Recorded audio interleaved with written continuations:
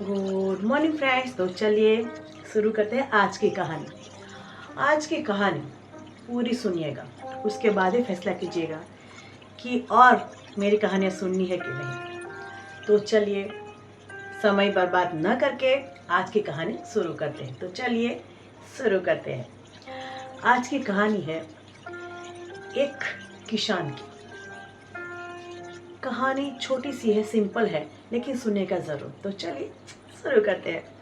एक गांव में एक किसान रहता था। उसकी बहुत सुंदर पत्नी थी। वो किसान अपने खेत में बहुत मेहनत कर रहा है, बहुत काम कर रहा होता है। तभी उसकी पत्नी उसके पास खाना लेकर पहुंच जाती है। किसान बहुत खुशी से पूछता है कि आज क्या बनाया है खाने में। तो पत्नी ने कहा, करारी भिंडी बनाई है, आपकी पसंद वाली, तो चलिए खा लीजिए। किसान कहता है, नहीं नहीं रुको, थोड़ा काम कर लेता हूँ। लेकिन पत्नी, चलिए चलिए, अभी के अभी आ जाइए और पहले खाना खा लीजिए, बाद में काम कर लीजिएगा। तो किसान ने कहा, अच्छा चलो तुम भी मेरे साथ खाना खाने बैठ जाओ। पति कहते हैं, नहीं नहीं नहीं, आप शांति से खा लो, मैं बाद में खा लूंगी। पर किसान मानता नहीं है। दोनों साथ में भोजन करते हैं। उन दोनों की शादी को 5 साल हो गए होते हैं। वो दोनों एक दूसरे से बहुत प्यार करते थे। पति किसान था, वो दिन भर खेतों में काम करता और पत्नी घर का काम करती और घर संभालती थी। दोनों का गुजारा ऐसे ही हो रहा था। एक बार पत्नी कहती है अपने पति से कि आप पूरे दिन मेहनत करते हो और आपकी मेहनत की कमाई कोई और ले जाता है। तो पति कहता है, हाँ हाँ तुम सही बात कर रही हो, तुम सरपंच की बात कर रही हो, है ना। पत्नी कहती है, नहीं नहीं नहीं, मैं सरपंच की बात नहीं कर रही हूँ, मैं बात कर रही हूँ सब्जी वाले की, जो आपसे कम दाम में सब्जी खरीदता है और वही सब्जी कई गुना ज्यादा दाम चढ़ाकर लोगों को बेचता है। तो पति कहता है, क्या तो अभी मैं किसान खेती छोड़कर सब्जी वाला बन जाऊं। पत्नी कहे, नहीं नहीं नहीं, मैं आपको खेतीबाड़ी छोड़ने को नहीं कह रही हूँ। हमारे खेत में जो भी सब्जियां आप उगाते हो वो आप खुद ही बेचो, तो कैसा रहेगा। आप क्या कहना चाहते हो, थोड़ा तो सोच विचार कीजिए इसके बारे में।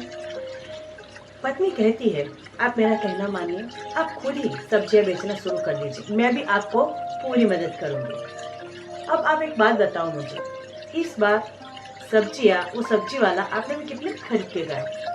तो किसान कहता है कि हाँ इतने रुपए में। तो बेचा कितने में।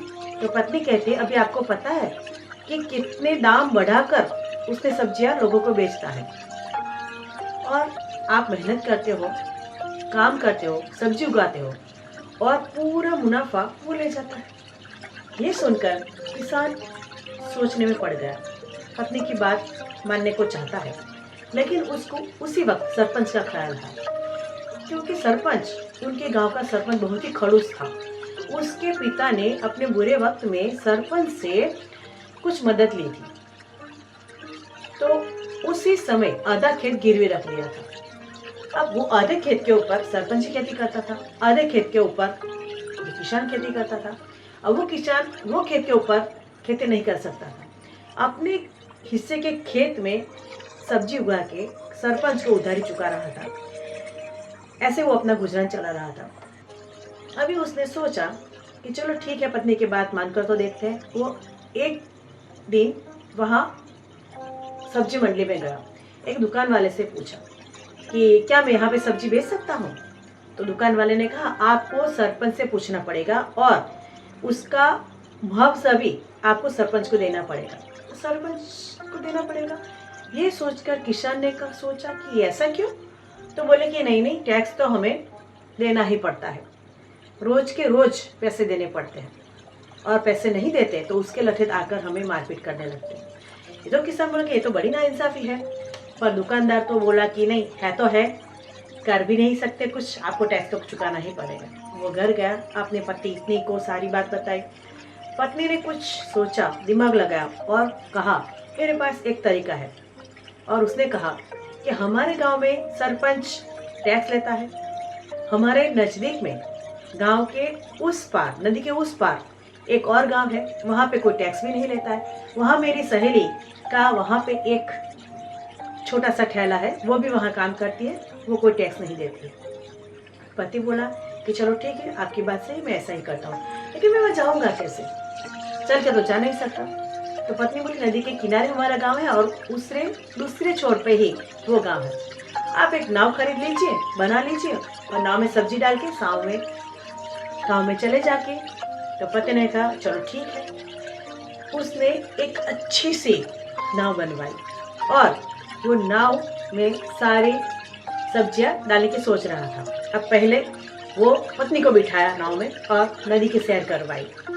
फिर जैसे सब्जियां उग गई, पूरी सब्जियां खुद ही वो नाव में डालकर दूसरी गांव में पहुंच गए। वहाँ उसने देखा कि दुकानें तो बहुत सारी थी, लेकिन सब्जियां वाला बहुत कम था। तो उसकी सब्जियां फटाफट बिक गई और ये किसान कुछ ज़्यादा मुनाफा नहीं लेता था, कम दाम में बेचता था और सब्जी भी फ्रेश थी, ताज़ी थी, तो दाम भी कम था। तो गांव वाले सारी सब्जियां उससे खरीद लेते थे और आधे दिन में ही वो सब्जियां बेचकर अपने घर आ जाता था। एक दिन वो किसान सरपंच के पास गया। किसान ने बोला कि सरपंच जी, ये रही आपकी किस्त। तो सरपंच ने कहा आज तुम बहुत खुश लग रहे हो, बहुत सारे पैसे कमा रहे हो, मुझे पता है कि तुम दूसरे गांव में जाकर सब्जियां बेचते हो। अभी किसान ने कहा हाँ मैं मेहनत करता हूँ, तो चल रहा है। तभी सरपंच ने उसको कहा कि अभी काम करो, जो आधा खेत की जो बाकी किस्त है ना, तो एक साथ में 3 दिन में चुका दो, नहीं तो तुम्हारा आधा खेत मेरा। अभी किसान सोच रहा है कि एक साथ में इतने सारे पैसे मैं कैसे जमा कर सकता हूँ। वो उदास होकर घर गया। घर जाकर पत्नी को सारी बात बताई। अभी सोचते सोचते दोनों परेशान हो गए। पत्नी कहती है आप चिंता मत करो, कुछ न कुछ हल जरूर निकलेगा। उसको उस रात नींद नहीं आई। आधी रात में बादलों के गर्जना की आवाज सुनाई दी। कुछ ही देर में बहुत बारिश हुई, लगातार बारिश हुई, इतनी बारिश हुई कि 4-5 दिनों तक बारिश होती ही रही और पूरा गांव बाढ़ में जैसे डूबने लगा। अभी किसी के घर में नहीं पानी, किसी के घर में नहीं अनाज, कहीं पे जाना तो आना तो ठीक है, कोई घर से बाहर भी नहीं निकल पा रहा था। सरपंच के साथ कचेरी जाना था उस खेत को देने के लिए, लेकिन पॉसिबल ही नहीं था। अभी ये किसान अपनी नाव के जरिए थोड़ा थोड़ा सामान गांव के सभी घरों में पहुंचाने लगा। उसकी पत्नी ने उसको बुलाया कि आप जल्दी आओ, जल्दी जाओ, सरपंच के घर में पानी घुस गया है, सभी लोग तो बच गए लेकिन किसान, आप जल्दी जाओ, वहां पे सरपंच और उसका पोता डूब रहा है। किसान तुरंत अपनी नाव लेकर वहां पहुंच गया तो देखता है कि सरपंच पोते को लेके अपने सिर पर बिठा के पानी में डूब रहा था। वहां जाकर किसान ने तुरंत वहां जाकर सरपंच और उसके पोते को बचा लिया और खुद अपने घर पे लेके आ गया। 3 दिन तक वो सरपंच और उसका पोता उसके घर पे रहे। पति पत्नी ने अच्छे से उनकी खातिरदारी करी, खाना खिलाया, वहाँ पे रहे वो लोग। अभी पानी उतर चुके थे गांव में, तो सरपंच अपने घर गए और किसान ने कहा कि चले सरपंच जी, हम कल जाकर कचहरी जाकर कार्यवाही कर लेते हैं, मैं पैसे तो नहीं दे पाऊंगा, आप मेरा खेत ही ले लीजिए। तभी सरपंच बोले नहीं नहीं नहीं, तुम मुझे शर्मिंदा कर रहे हो, मैं तुझसे तेरा खेत नहीं छीनूंगा, तुमने जो किस्त अभी तक दी है वो पूरी हो चुकी है, अब वो आधा खेत भी मैं तेरे नाम कर दूंगा और तुम यहाँ अपने ही गांव में सब्जी बेच सकती हो और मैं कोई टैक्स भी नहीं दूंगा, ना तुमसे ना किसी और से। इसी प्रकार किसान ने अपनी मेहनत से, अपनी सूझबूझ से, अपने स्वभाव से सरपंच का दिल जीत लिया। मोरल ऑफ द स्टोरी, किसी भी मदद करना और किसी के मदद आना बहुत जरूरी है। किसी के लिए कुछ करना और किसी के काम में आना, ये भी बहुत जरूरी है। इस कहानी से हमें हर हमेशा नहीं सिर्फ अपना, दूसरों का भी सोचना चाहिए और कभी भी गलत तरीके से पैसे नहीं ऐंठने चाहिए, किसी से भी नहीं। और किसान की तरह पूरी मेहनत करनी चाहिए और ना ही सरपंच की तरह किसी को लूटना चाहिए। काम पड़े तो सबके काम आना चाहिए और सबकी मदद करनी चाहिए, तभी हम खुश रह पाएंगे, ऊपर वाला हमसे खुश रह पाएगा और दुनिया में हम कुछ कर पाए ऐसा सुकून हमें मिल पाएगा। तो चलिए इसी अच्छी स्टोरी के साथ आज मैं पत्र लिखा जो हर रोज कहती हूँ आज भी कहूँगी, स्माइलिंग ऑलवेज। धन्यवाद।